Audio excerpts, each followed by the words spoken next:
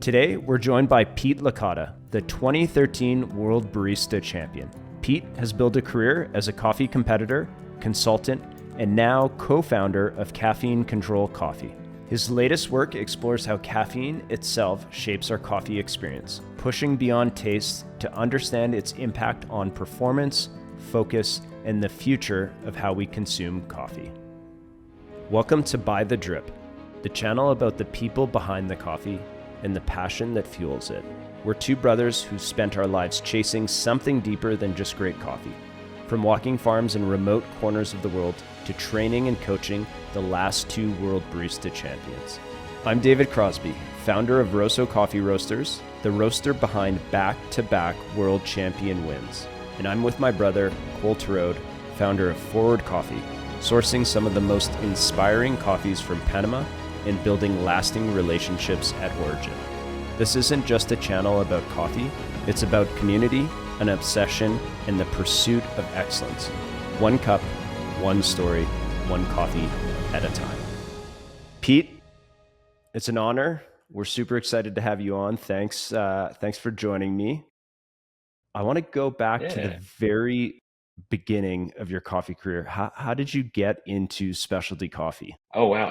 So I tell this story all the time, right?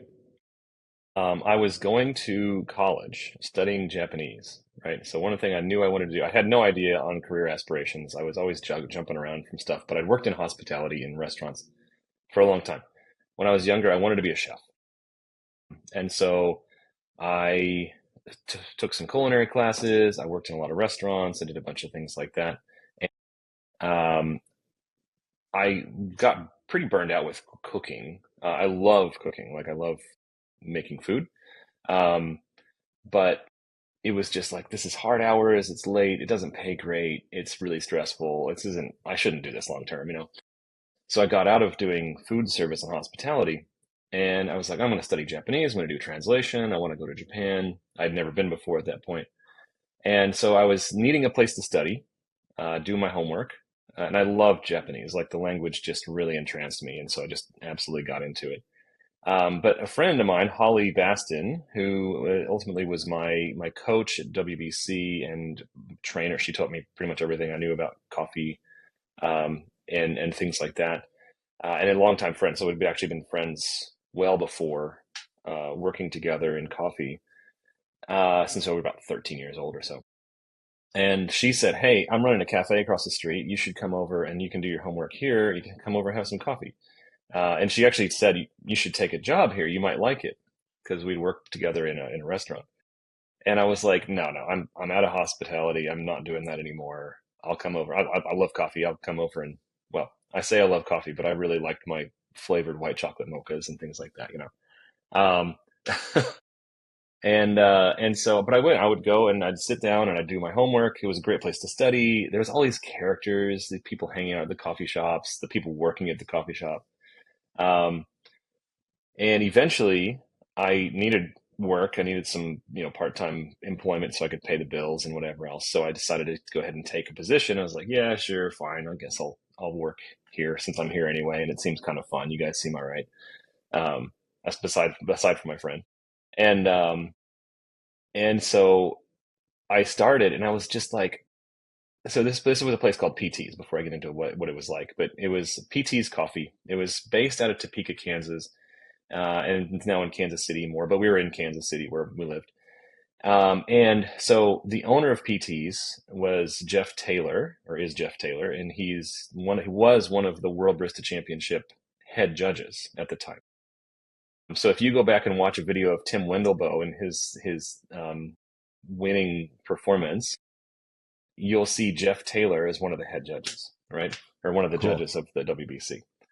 So he was the boss.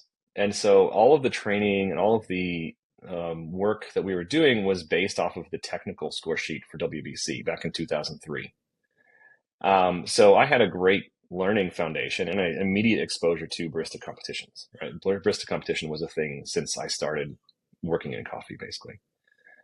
But when I got into it, I really loved it, right? I really loved the interactions, the social interactions, the sort of like morning bartender feel, the regular customers. I loved the intricacies and the detail of getting into making coffee, like how coffee's made, what are all the little things you need to do, how does it affect things? Like I love like those little tiny details. So it was this immediate like, this is really kind of cool. Actually kind of like it, and it was a lot of fun.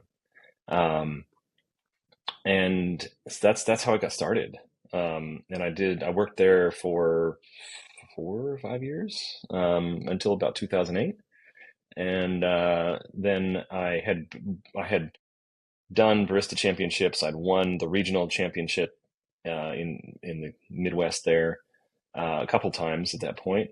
Gone to the U.S. championship 4 times, and I'd placed second place twice in the U.S. championship. So 2007 and 2008, I got second place, and I was like, you know what? This is good. I don't think I'm going to get much further than this. I'm kind of frustrated. It's been a like long 5 years or 4 years, and so I was like, maybe I'll stop competing and do something else. And I got a job opportunity in Hawaii, because there was a cafe that it was a guy who basically bought coffee from us, had a cafe in Kansas City. He was buying a chain in Hawaii, said he needed someone who was really into coffee and could speak Japanese. And so I was like, oh, yeah, this I sounds fit like that role. right up my alley. Yeah, I can do that. This is made for me, right? And right, my Japanese wasn't great either at the time. I was really still learning, and I'm still honestly still learning. I'm not a fluent Japanese speaker by any means, but I do okay. And so I moved to Hawaii in end of 2008, right at the beginning of the global financial crisis. Like I had no idea at the time. I was not paying attention. It was just like, oh, things aren't. I'm not going to get to travel to Japan. We're not going to do all this expansion that we were thinking of because things aren't so great financially at the time. But it was a great opportunity. I obviously Hawaii was an interesting time in my life. It was really tough at first because I was first moved away from my family and friends. I had no network in Hawaii, um, other than like a couple people I had kind of just a really brief acquaintances with. And so I struggled a lot, but I ended up meeting a lot of really great people. And I got some good opportunities to once again compete. That was when I used Hawaiian coffees to compete in 2010 and 2011, which is when I won the U.S. championship and then second in the WBC in 2011, using Hawaiian coffees that I had picked myself. The Hawaiian community really embraced me a lot, and I've really found kind of a second home there, I would say, and family. There's people I still talk to, and I really have a strong connection, even though I don't go to Hawaii all the time anymore. Um, and so that was a really special time for me. But I got this huge amount of professionalism, this growth. I spent lots of time at coffee farms. I learned all about coffee processing, and I learned how to roast, and I did all these different types of things. It was my first quality control sort of job. Um, and then I moved back to Kansas City because I was missing my family and some things like that. And that's when I won the World Barista Championship. Uh, Pete, can I and just stop it you real was kind of a quick? continuation of it. Yeah, sorry, I'm going like huge. No. It's great. I just want to talk about the moment they approach you to go to Hawaii as like a coffee professional, and Yeah. you're a young coffee professional at that time. What went Mhm. through your mind? How did you make that decision? Did you have a framework, or was it like, I got this crazy opportunity, I got to go? Well, yeah, I didn't really have a framework. I was in a spot where I was not very focused in terms of career, but I was at a point in my life where I was just trying to go, and I was like, I want to be professional. I'm sick of being this hourly worker. I'm sick of being just sort of like doing whatever. I kind of float between jobs in the past. I would do a lot of things like that. I knew I wanted to do things with Japanese. I knew I loved Japanese, and I was still studying in the college at that point. Um, and I had, let's see, I had actually been to Japan at that point because I went in 2007. WBC was in Tokyo, that's when James Hoffman won. But I went there to coach and to help out Heather Perry, who was the U.S. champion that year. Um, and anyway, it was a great experience. I loved it. Immediately fell in love just being in Japan, as you're familiar with Japan. Um, and So I knew it was like, I know I want to do more with Japan and Japanese, and I know I want more opportunities. I had actually left my job because I wasn't sure what the outlets were to progress in coffee at that point. And so my mindset was, look, I'm going to move to Colorado and brew beer, right? It's another passion I had. Okay. I love beer. Craft beer was just really growing at that point in the States, and it was booming in Colorado. And so I was like, well, I don't know what I can do with coffee, so maybe I'll just. We lived in Colorado when I was really young, and I loved it there. I was like, I always want to move back to the mountains. So maybe I'll do that, and then try to find some work in beer. And if I have to, I can work in a cafe if I need to. That was about all I knew. And then I got this call and this opportunity, and I was like, well, it's a really good opportunity. The pitch at the time was like, hey, we're going to fly to Japan, we're going to open cafes in Japan and things like that. Um, and I was like, that's awesome. I mean, I'm all about this, but it's a long ways away. I'd never been to Hawaii before, right? And like my parents had gone there on vacation, and I was like, I don't know anything about it. It looks all right, but it's an island in the middle of the ocean. A lot of people say it's very isolating. Um, you know, I don't know. I don't know. Have any network. I don't have a lot of cash. I don't have, any of this stuff. So I was really, really tentative about it actually, because it was like, this is a cool idea.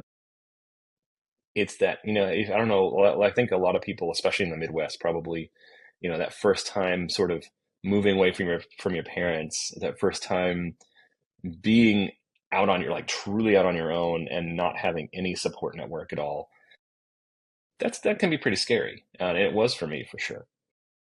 So I had a lot of trepidation, and I I slowly made the decision. It took me probably a month or so to really say yes and accept it. But it was like, look, I'm still young. I was still, God, I was like just 30 at the time, I think. And I was like, look, I'm trying to be more professional. I want to have more, um, you know, I want to grow in as a professional, as a business person, as whatever else. And I really want to get myself into more of what I should be doing as an adult, right? Like adulting, I guess you could call it. Having a career, having a salary, having, savings, and maybe buy a house someday, or those types of things, right? One of the things at the time was like, I want to be able to support a family. I want to have a family, but working as a barista, like this isn't going to support anybody. I can barely pay half the rent with my roommate in an apartment in Kansas City, Um, and so, yeah, like all those types of things. I think there was a lot of that going through my head of how do I grow professionally, and this is a pretty good opportunity to do that. And it's doing something that I've been doing for several years now, something that I still have a passion for. Coffee I still had a passion for, but I was just not sure where it was going and what the opportunity or progression was at the time. And so that was really my thought process. It was much more about, does this make sense for what I want to do, or should I go and try to pursue, this jet program or other things in Japan? I think a lot of people can relate to that, just because sometimes in coffee the career path isn't fully flushed out, and it's not always easy to see where and when and how long will it take. So when opportunities arise, you got to kind of go to the, we say in Canada, go to the puck, as someone's passing it to you, but go to where you see Yeah. your future. And I think that's a great example for coffee professionals listening. So let's go back. You're Yeah. about to compete in the World Barista Championship in 2013. Yep. I think that's where you're kind of leaning off. Yeah. Yeah. So I had moved back to Kansas City. I'd taken a position similar, like kind of coffee quality control manager for a company called Parisi Coffee, which is in Kansas City, and they're great folks. They kind of were opening new cafes and getting a lot more into specialty at the time, and they were looking for someone like myself who had a lot of experience, and they were very supportive of me competing. And I was like, I was after I got second in 2011 to Alejandro Mendez. I was so happy for Alejandro, and I was, obviously disappointed that I didn't win. But I was like, you know what? I've done all these things. This was my big statement. I spent 9 months picking and processing and roasting my coffee, telling its story. I was really proud of that. I don't need to do more than that. I've accomplished a lot. And then a year later, I'm like, I think I could probably do a little more. I could probably go one more time. Um, Yeah. and so it was like, I want to give it that one last shot. I think I've got a little bit more to say. I've got a little bit more to do. And so they were really supportive of that. It actually took me, so I took a job, I took the job in January basically of 2013, or maybe December 2012. And the first competition was like February 2013. And so 2013 February, I won the regional championship with like so little practice and preparation. Um, and then would have been April when, sorry, my wife's, It's all good. You can't hear a thing. it's okay. It's okay. No, just my wife, my daughter's got to go to school. But by April, so then by April, I had now then taken and really refined and created a presentation crafted with a coffee really that I picked specifically for the purpose of telling the story. And I won. I won the U.S. championship again. And I was kind of like, oh God, I didn't know if I was going to make it. And then I'm going to Worlds, right? And Worlds was in Australia, where I'm at right now. And so yeah, obviously first time to Australia. It's a big trip.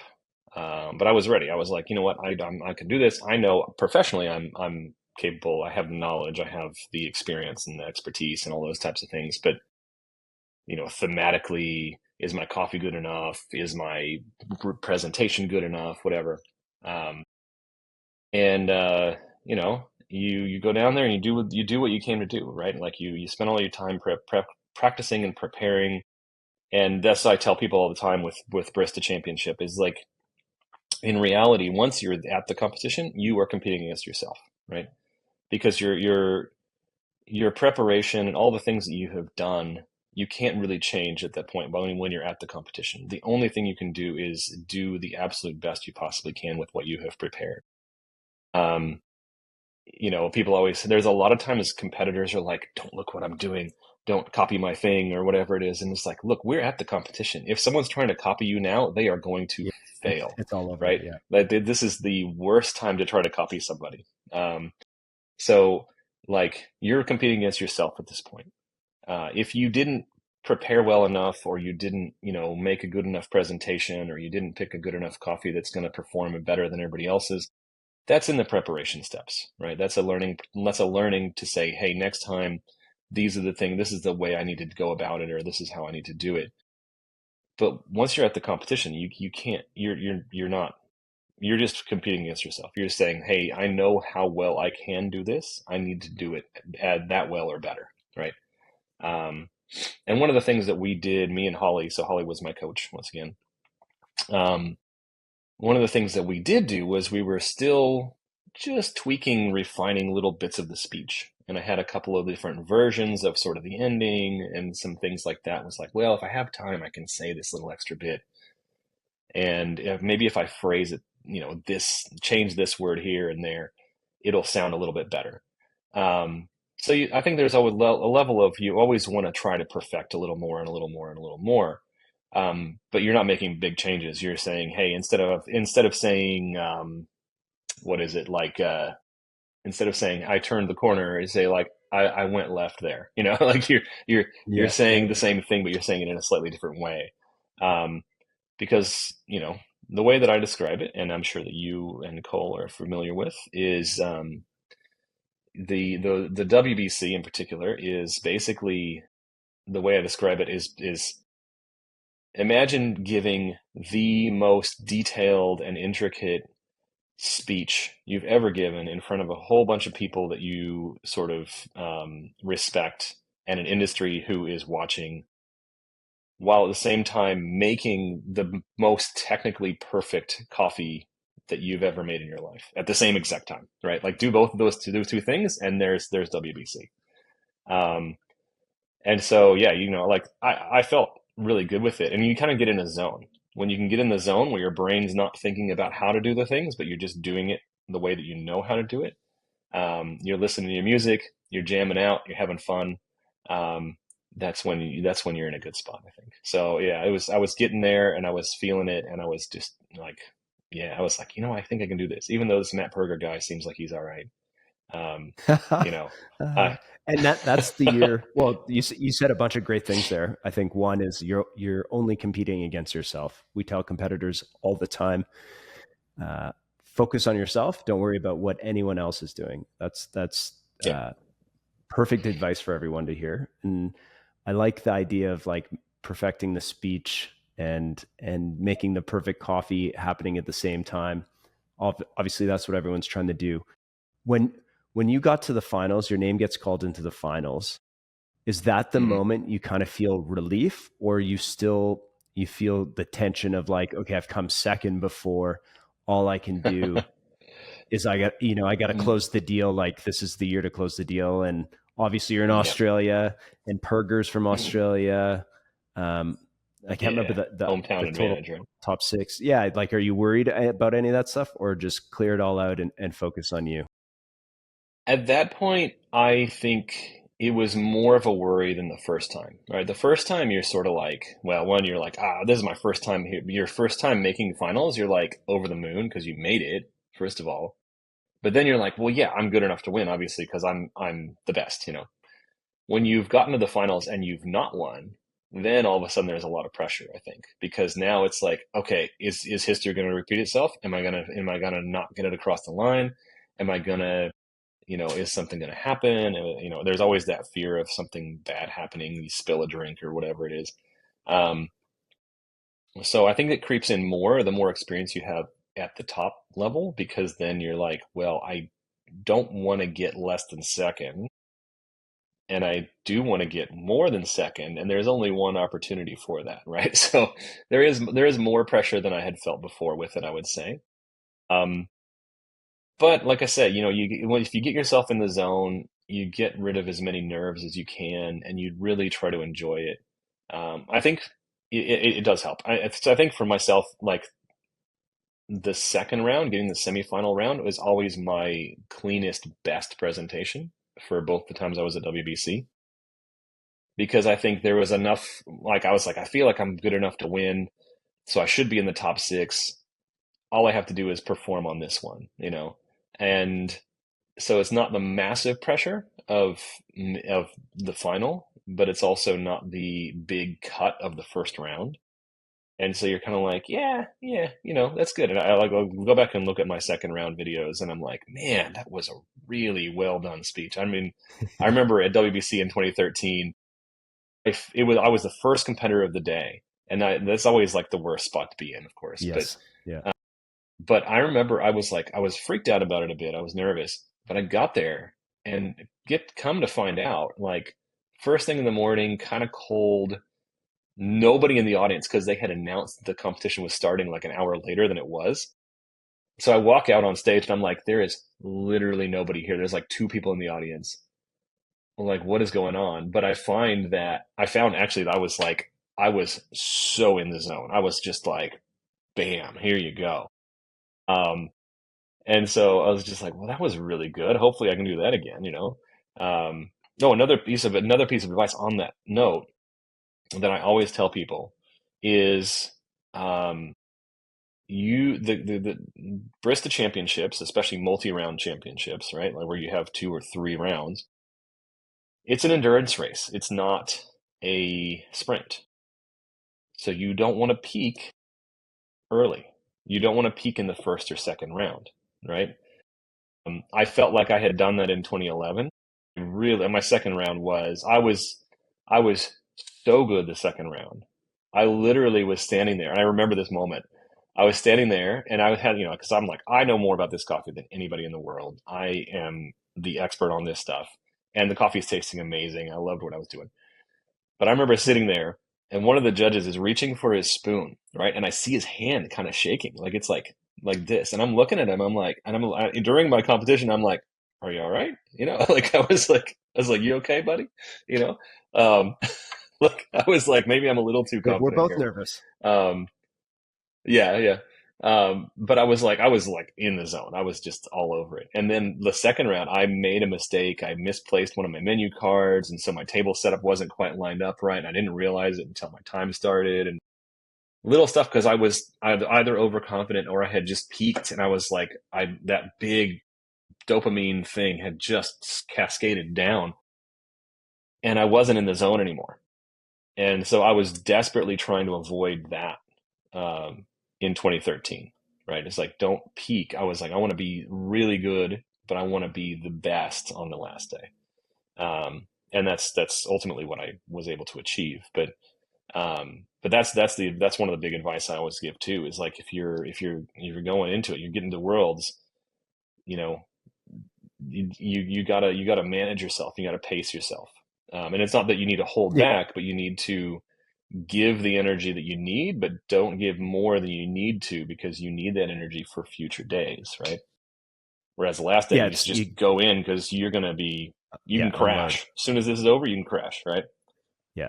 I think it's managing the emotions plus, Mhm. you're Yeah. getting less sleep, you're drinking way more coffee, you're probably not eating your normal routine. There's a lot of moving parts during that competition. I remember Hmm.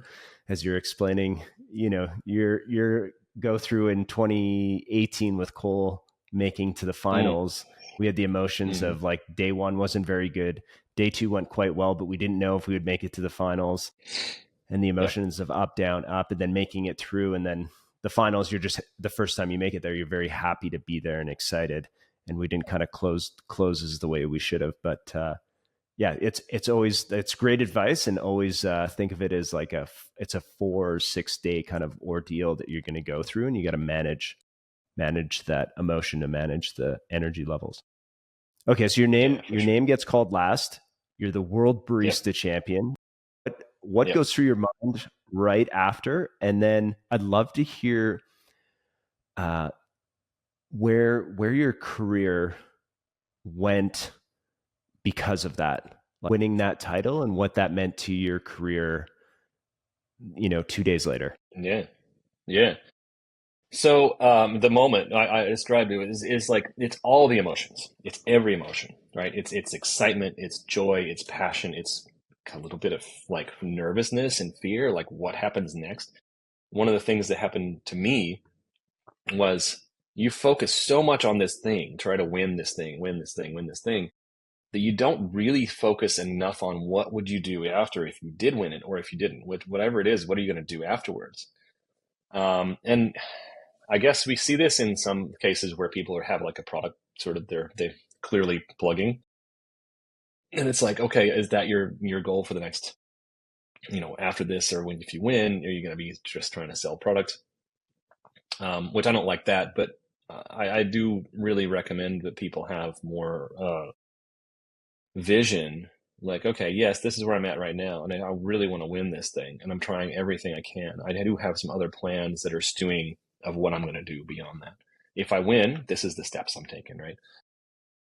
And I didn't have that, so I was just like, what do I do? Oh my god, this is going to change everything. But what do I do? How do I actually do it?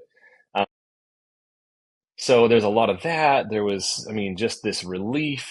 There was, yeah, it was like every emotion you could possibly feel, I feel like. I mean, other than like terrified or something, I wasn't terrified, but I was just like, oh my God, this is crazy. Um, and ultimately, yeah, just like, I mean, like, people like see the video when they announce me, and like, I think I scream. I'm like holding the trophy. I'm like screaming because I'm just like, I've been working on it for 8 years.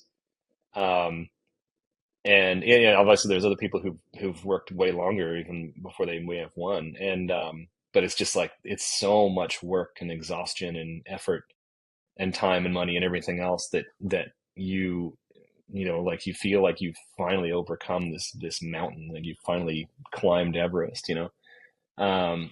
so that was kind of the way it feels. And then there is a letdown at the end. There's this big like, oh, this is so good, you're like, great.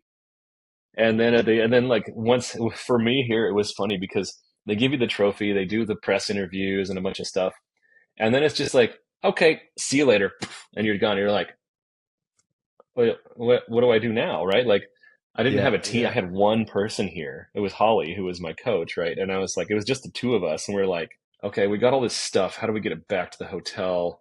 Uh, we don't have a car. We don't have anything. Like we had so little resources. I think compared to people who have these giant teams and all. Um, and luckily there were great people who saw us on the corner of the road trying to get an Uber. They were like, "Hey, do you need a ride?" I'm like, "Yeah, that'd be cool." We hadn't like gotten thought that far ahead, I guess. And so I'm sitting there with my WBC trophy in like the sprint in the drizzle, like this is awkward. Uh, so there was a little bit of that, like, oh God, what's going on here? Um, but I mean, you know what? I celebrated. We took our time to get to the after party, which was not nearly late enough here in Australia. They closed down pretty early. Go to the after party, have some fun. But my celebration, I slept in the next day.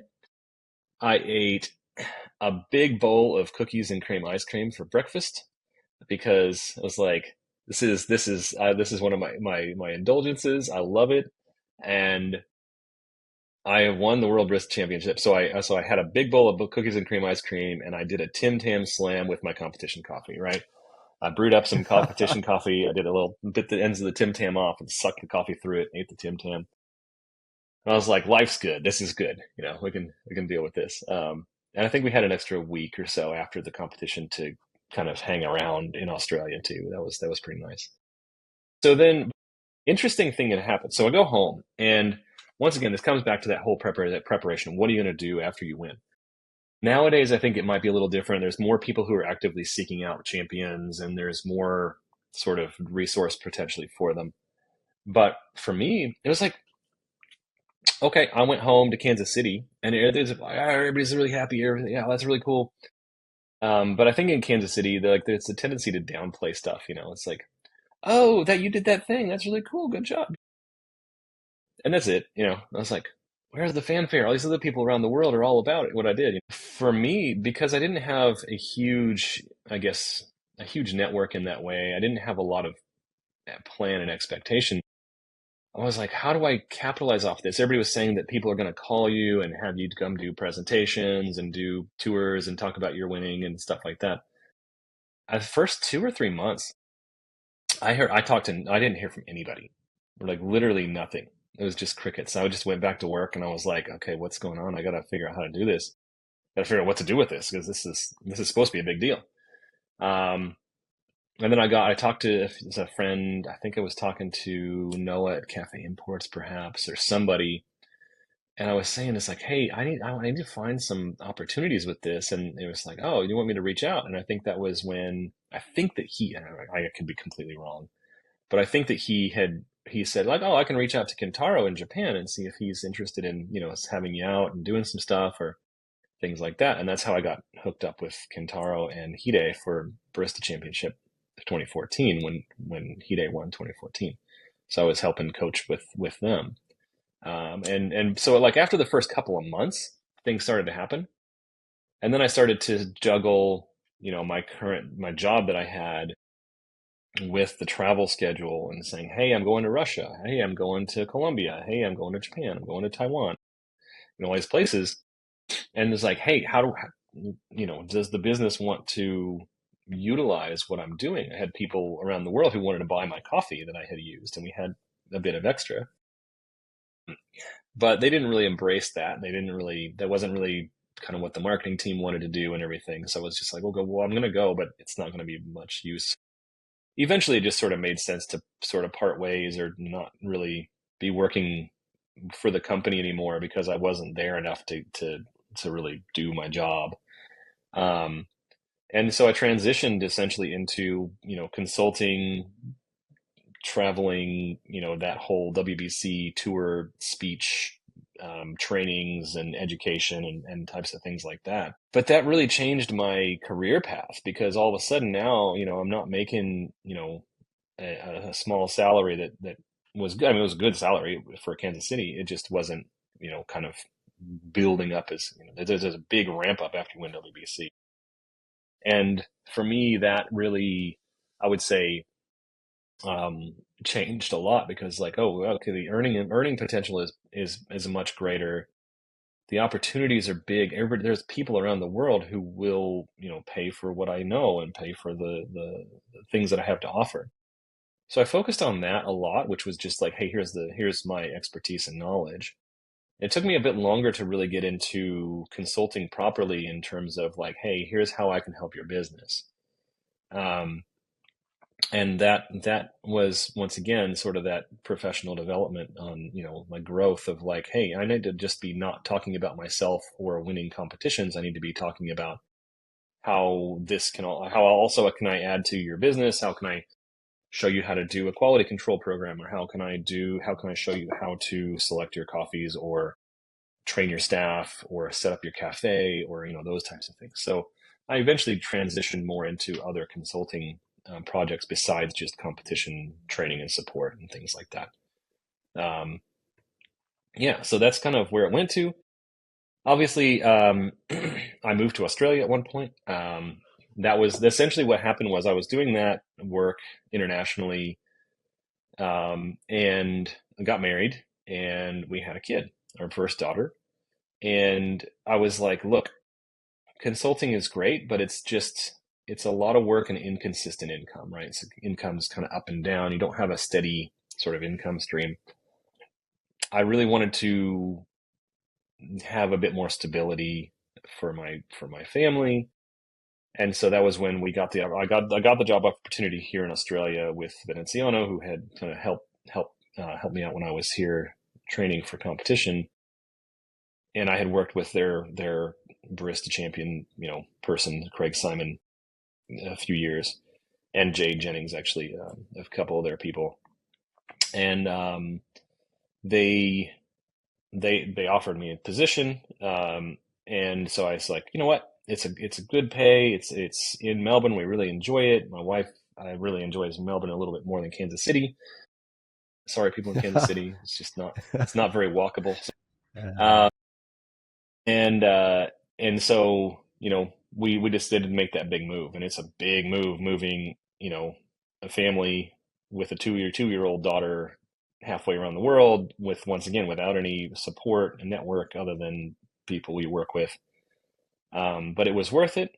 you know I've really wanted that stability, and then that's, I think, where we've come to now, where we've gotten ourselves in a pretty good place, in terms just Pete, can I just go back lifestyle just wise. one Yeah, second? yeah, yeah.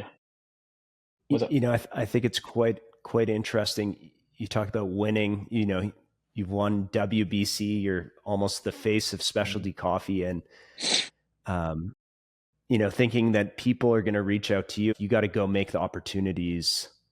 You're the most famous barista probably on earth in 2015, and again, you got to go kind of, yeah, opportunities are coming to you, but you equally need to go out and kind of create that. So I think, is there a piece of advice for a coffee professional or someone who's going down the same route, like, oh, I want to compete, and how do I Hmm. create these opportunities for myself?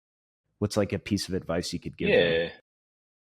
Well, I mean, I think there's a lot to it, because if you want to compete, you need to, obviously, there's a lot of work and things to be able to win. But you need to determine, what do you want to get out of it, right? So what are you trying to get out of it? Or do you just want to be a champion? Do you just want the prestige? Um, or are you trying to really catapult yourself? And the way I describe winning WBC is, it's a catapult, right? It speeds up your trajectory. It doesn't necessarily mean that you well, I mean, you generally have more opportunities because people know you. But even just getting in the top six is a great goal, because there's a lot of visibility, there's a lot of opportunity from that. And there's plenty of people who have just made the top six and not won, who have had great career trajectory improvements. But knowing what you want, and then, like we said before, like, understand what you will be doing in the future. What's your next steps? What's your 5-year plan? No matter what, whether you win or not. Winning will help you get there really quickly. You won't be there in 5 years, you'll be there in 2 years, right? But not winning, you still are in that way, and you may get there sooner than 5 years even, right? Like, but you have a goal. Without having that framework, right? That sort of, you know, that goal-oriented framework of saying, like, this is where I'm at, this is where I'm going, this is what the future holds for me, this is what I really want to be doing, you're going to be lost, right? You're going to be aimless because you're saying, like, well, here's an opportunity, I'll go do that. Here's an opportunity, I'll go do that. And you're not focusing your career path in the right direction for what you want, one, and for what is going to be a cohesive journey, right?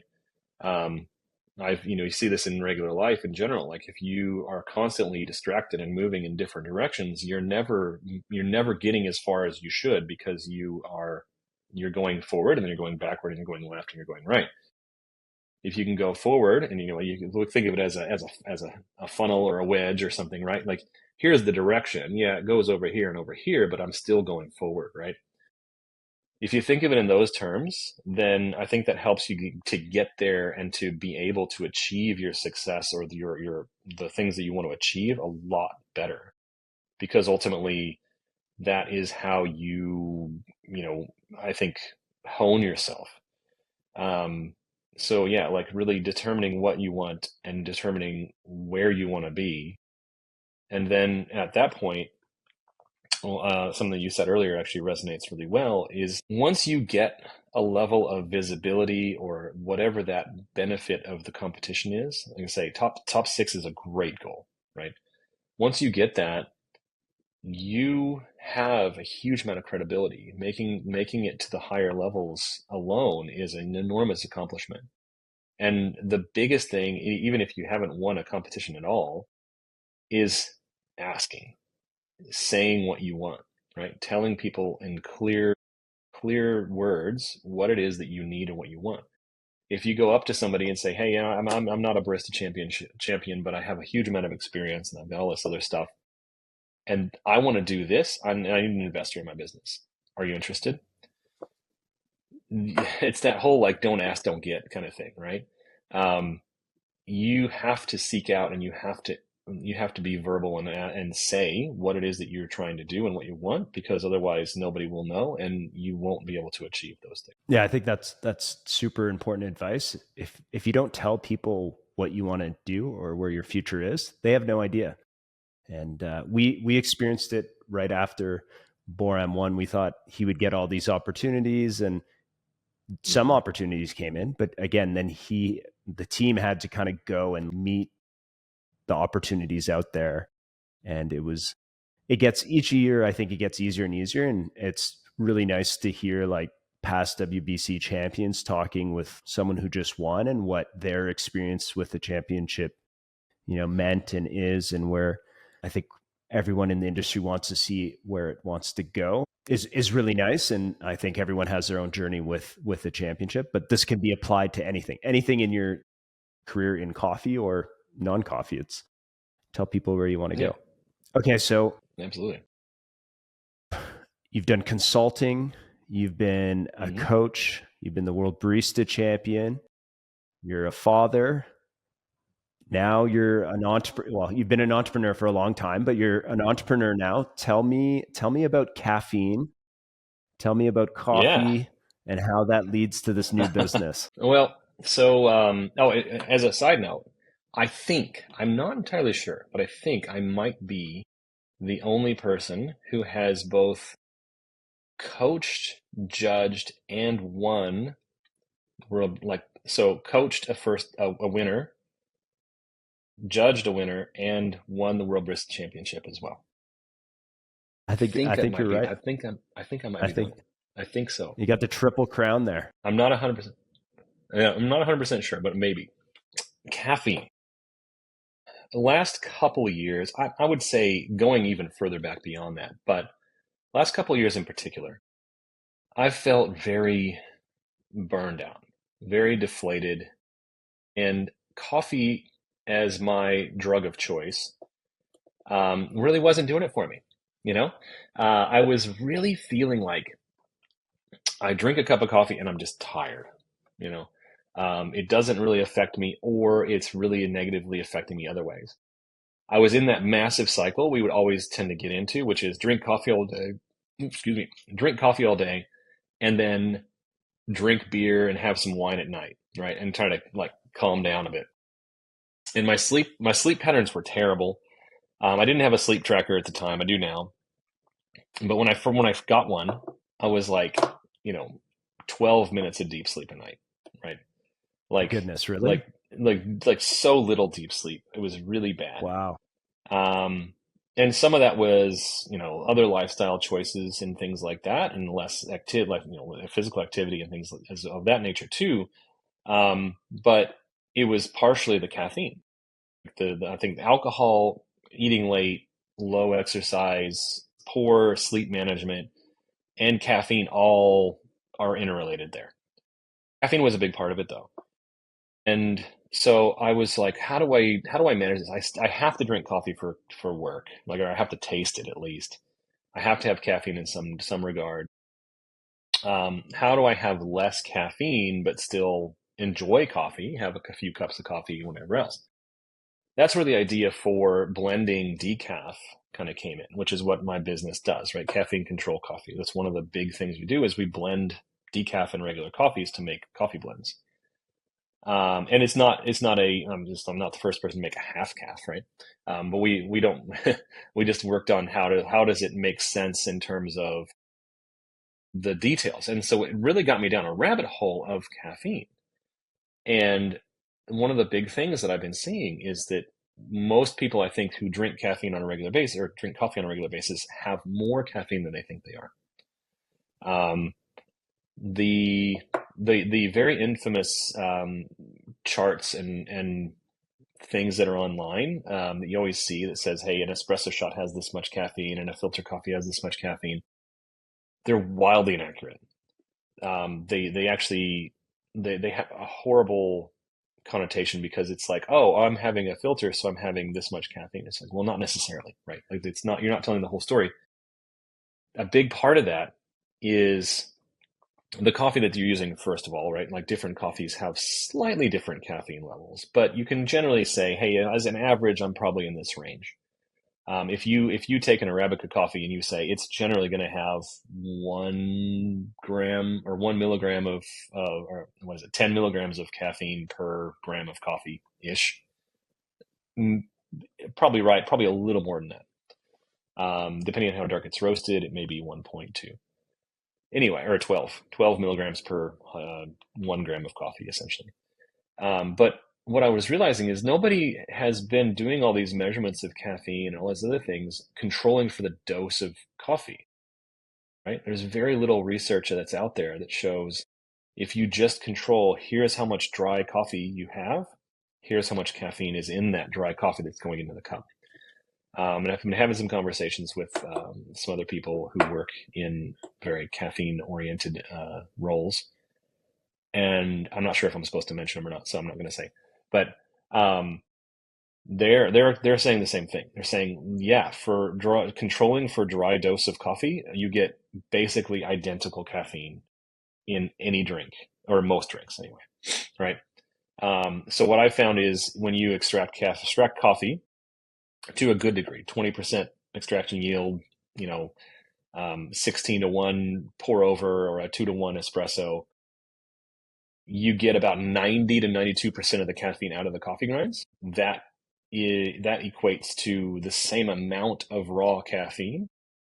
Everybody always looks at like, oh, per milliliter per ounce, and like, well, it doesn't matter. Like, it matters what you're consuming. Like, if you're drinking in a single shot of espresso, how much dry coffee did you have in them? That'll tell you exactly how much caffeine you're drinking. So, like, it went down this huge rabbit hole of trying to understand all of that, so that this has become a big focus of our brand, right? So our coffee has a caffeine statement on it for each of our blends, each of our coffees, so that people, if you follow our recipes, this is how much caffeine you should be getting per serving.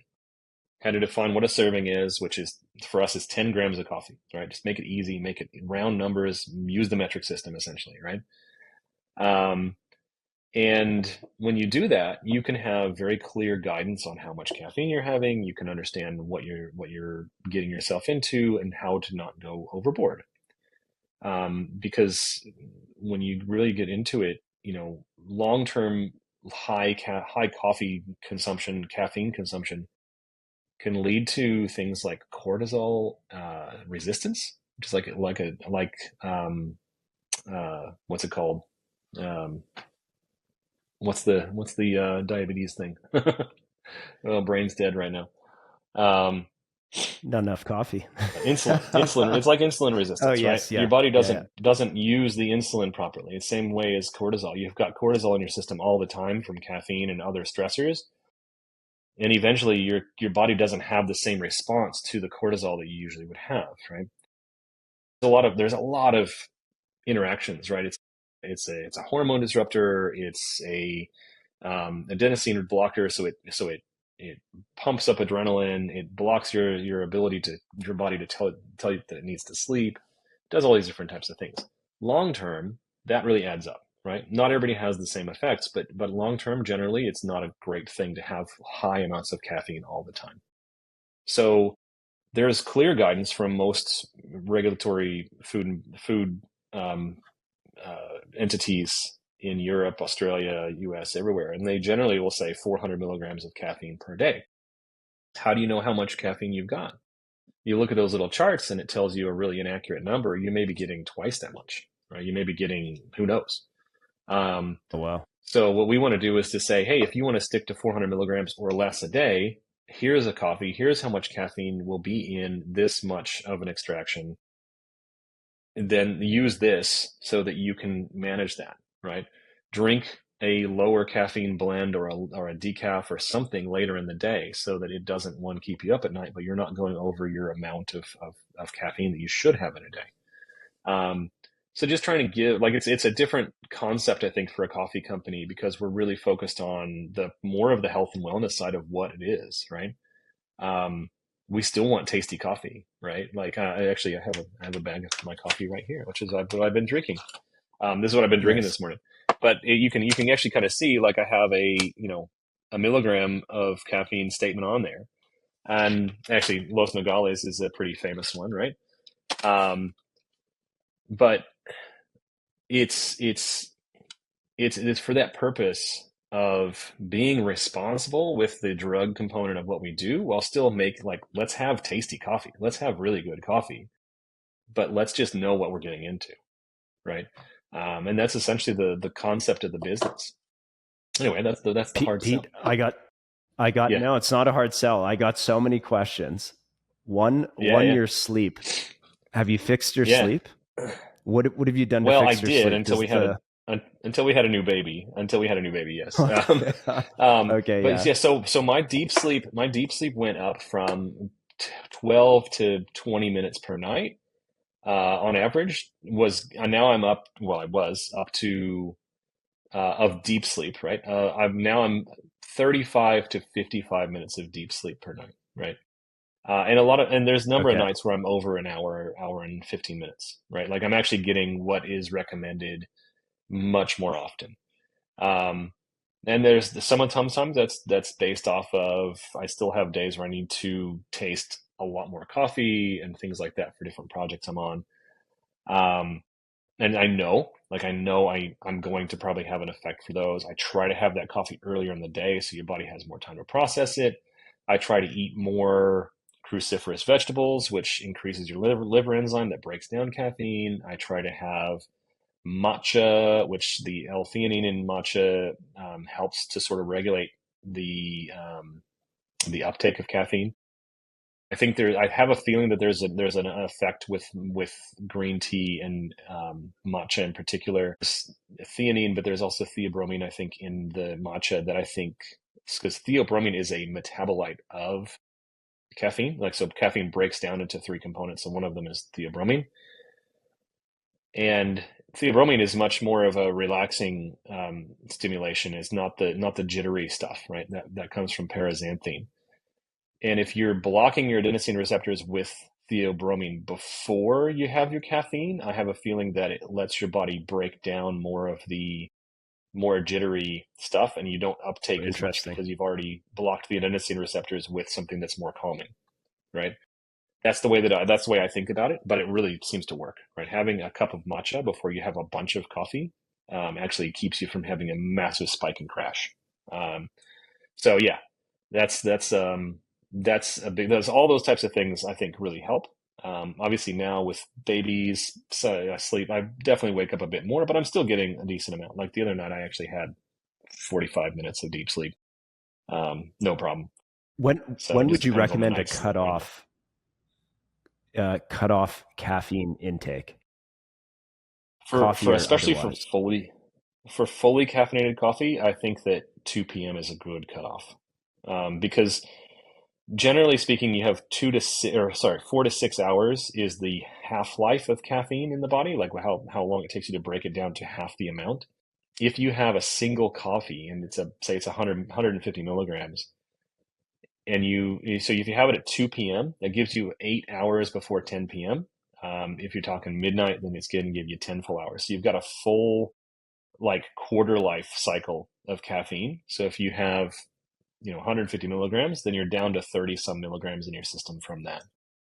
If you've had a bunch of caffeine earlier in the day, then there is still going to be more and more caffeine in your system. So it will add up. But if you say like, hey, I want an extra one, try to have less. Try to have a lower caffeine coffee, like a blend, like we make, or try to have a decaf if it's after 2. I think that's very sound advice because if you have issues with your sleep, it will affect you. Yeah. Is there a type of decaf you personally enjoy more or see flavor perception comes through better, or I they think all that, bring a different well, kind of so profile? they all kind of do. I think that the ethyl acetate ones, the sugarcane processed ones, they have the most sweet, pleasant profile, although it's probably the least like the original coffee. Like if you just took and processed the coffee, it's not quite the same. I think it matches fairly well with the Colombian profile. We see that a lot in Colombia. Um, I don't have a preference necessarily. We use ethyl acetate right now because they're really easy to get here in Australia, and they blend really well, right? So as a blender, it adds a great flavor profile to the coffee. But I don't have a bias for any of them. I think there's great merit for all the different processes of decaffeination, except for the methylene chloride, because that's the nasty one. But I don't know anybody who does that with specialty coffee anyway. So I don't recommend it, but you're not going to find it from us anyway, or many places. Water process obviously is the cleanest. It's probably the most decaffeinated, right? It has the less residual caffeine.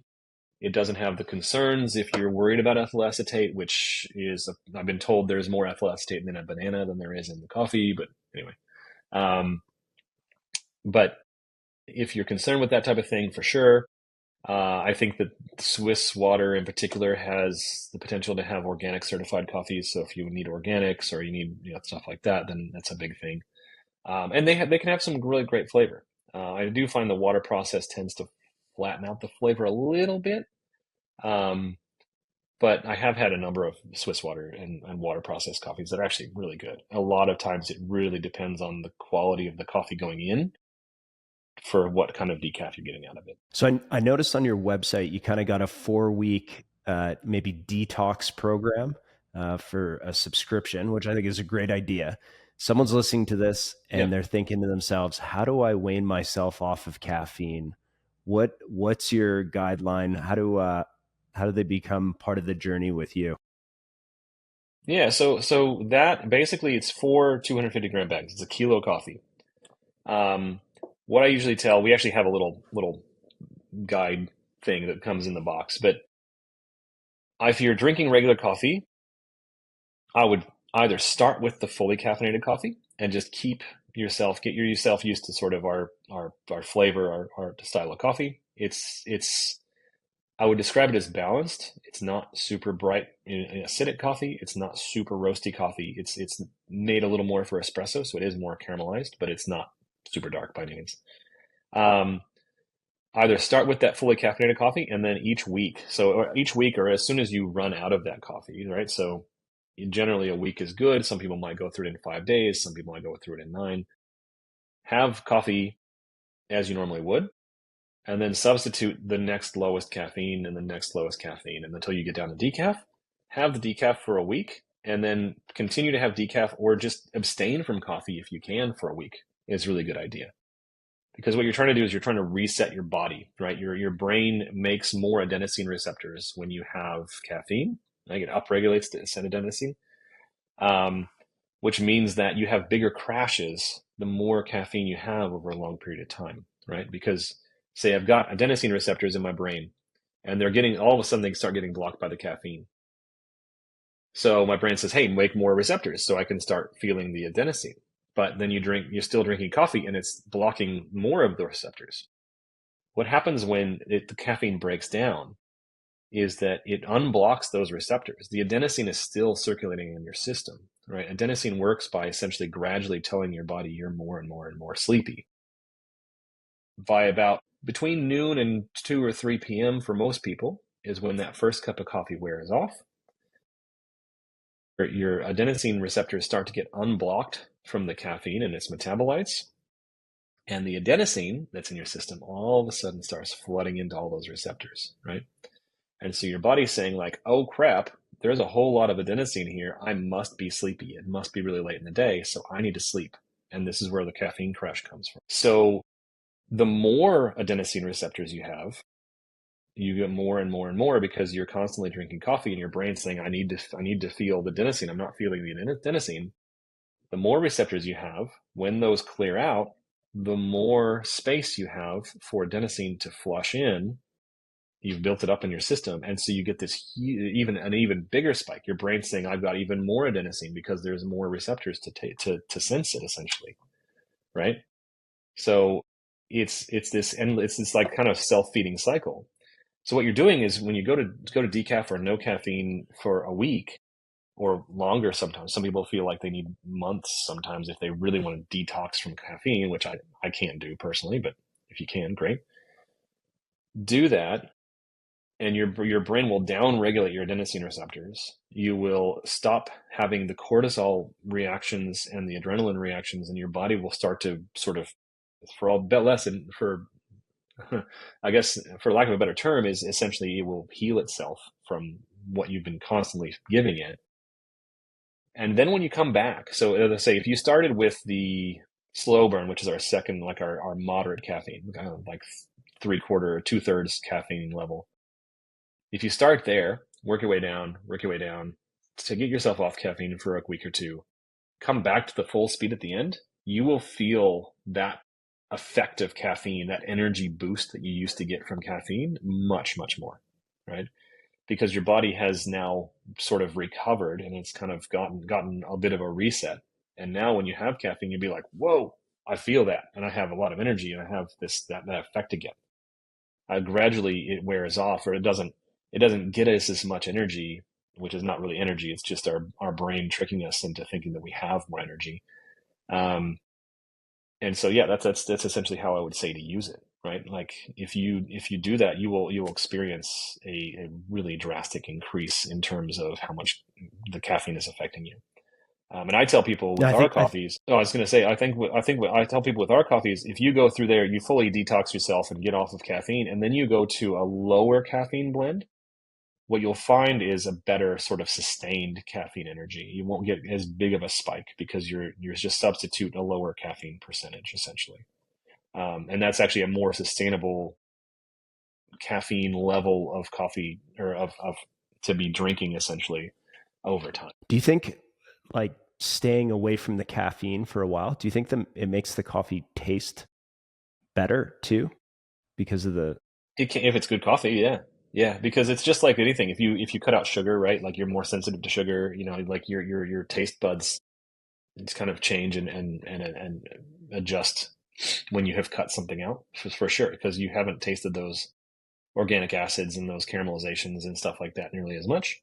If you've really cut back actually caffeine or actual coffee itself, and you've just cut off coffee for a little bit, you will taste more of that coffee for sure. Pete, what do you say to the people that say death before decaf and, decaf can't taste good and all that type of, nonsense. What you got Oh, them all in a room right now and you can talk to them. What are you going to say to them? well, I think I remember this. I remember this phrase. The death before decaf. It's a bit of machismo, right? Like it's a bit of that, oh, I need something strong. I'm a strong man, strong, whatever. I have to ask, like, that it's a bit of an antiquated way of approaching things. It's not very self-conscious or cognizant of what the drug is and how it works. But why do you need that, right? Is it to make yourself feel better, or is it to prove to other people that you can handle it? And I think a lot of times we get into the more caffeine because we have actually built up our tolerances to the caffeine and its effects. And so we need more caffeine to get what we think is a similar effect, right? Um, I think it's an antiquated way of thinking about it. I think it's an irresponsible way to think about something that is essentially a drug that influences your system. And as you get older, like I have done, you start to feel those effects more. And it's time to be conscious and not necessarily not have caffeine. I think caffeine's a great thing, but be conscious of when we have it and choose when we have it so that we can have a better result. We can use the caffeine drug to our benefit as opposed to having to suffer because we don't know why it's affecting us, right? Um, and the death before decaf. So there's a person by the name of I think Maria Page in the UK who has created a brand called Decaf Before Death, which is kind of Nice. ironic. And Yeah. she's focused on very similar stuff, low caffeine and decaf, like a lot decaf in particular, but some low caffeines as well. And been very vocal. See her on Reddit, see her on Instagram all the time and everything. And so she's doing a lot of that type of stuff. So it's a trend. There's a lot of people who are focused on this. There's actually two new brands I think that I've seen in Australia since we launched our company that are doing similar types of things. Um, I think that people are ready to have the knowledge and the ability to manage caffeine and treat it as a responsible drug as opposed to just treat it as an just absolute wild west of whatever happens. It's a great answer.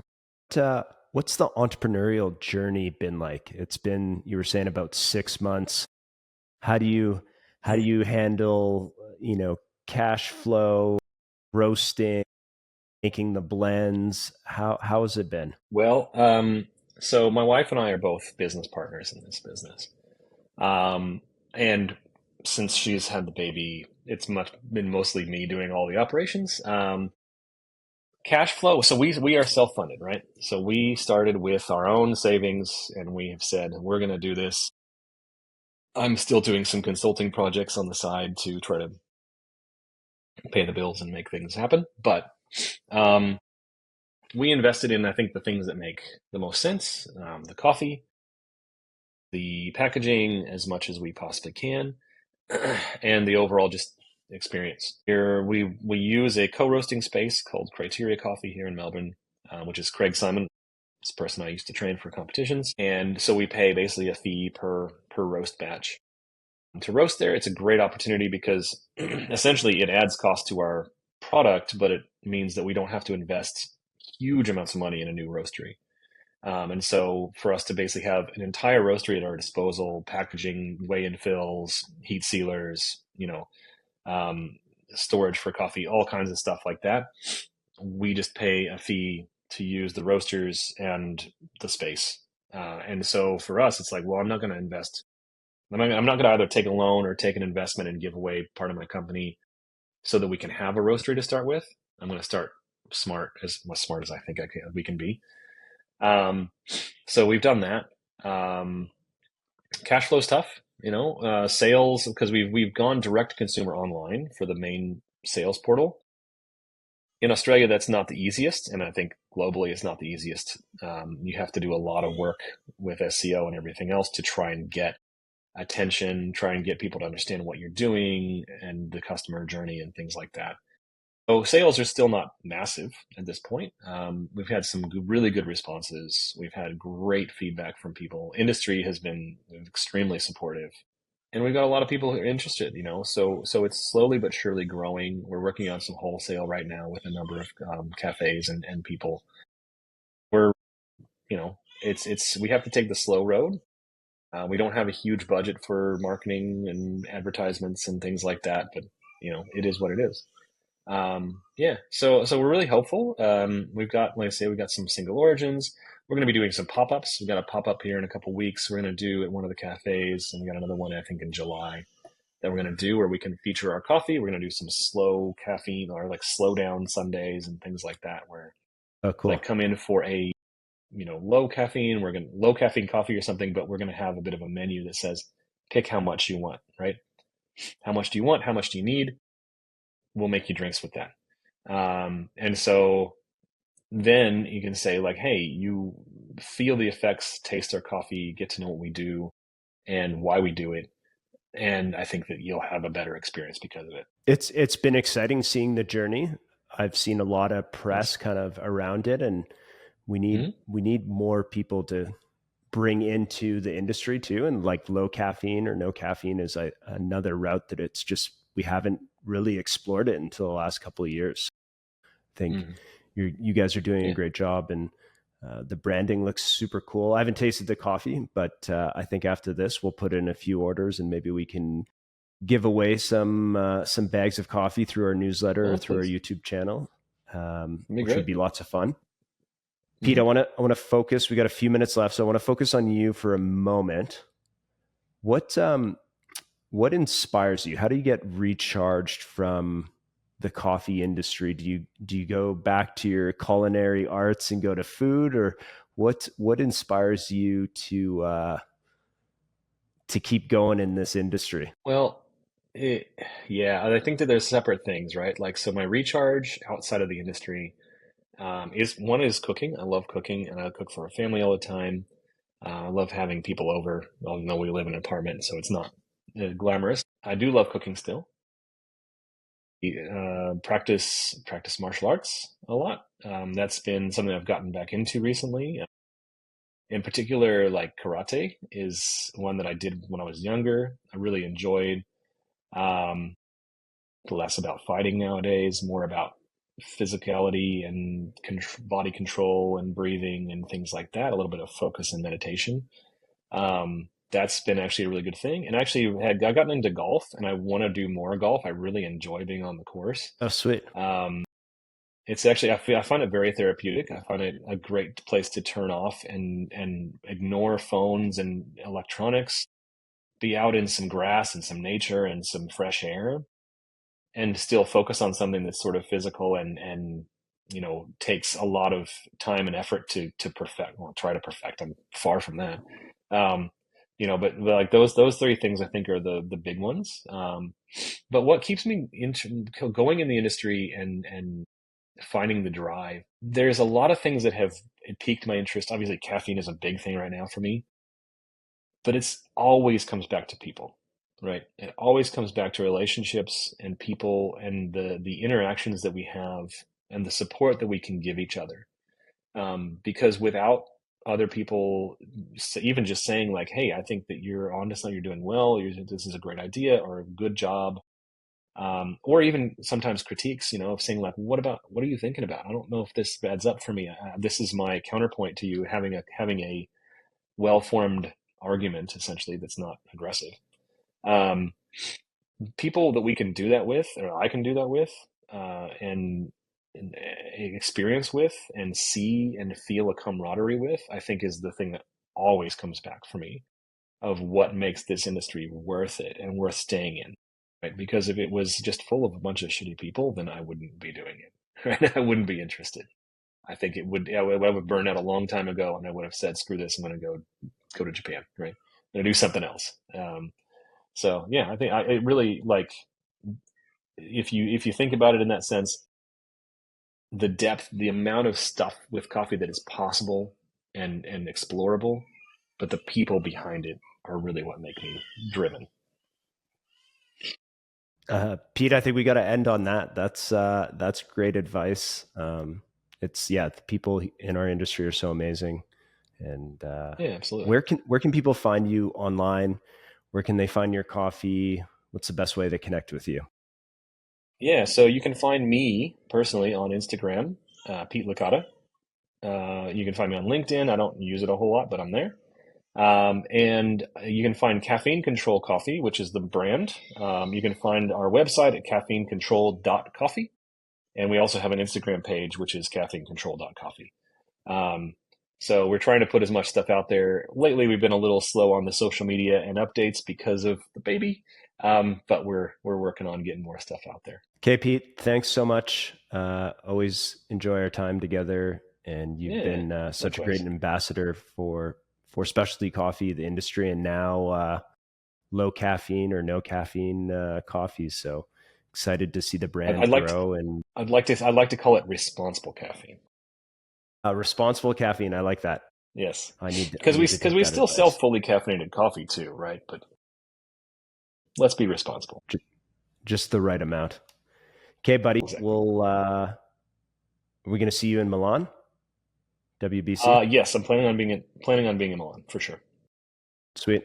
Okay. Well, All that's right, the great next time talk we'll to see you. you. Always a pleasure, man. Thanks. Yeah, Okay. thanks for the We'll see time. you soon.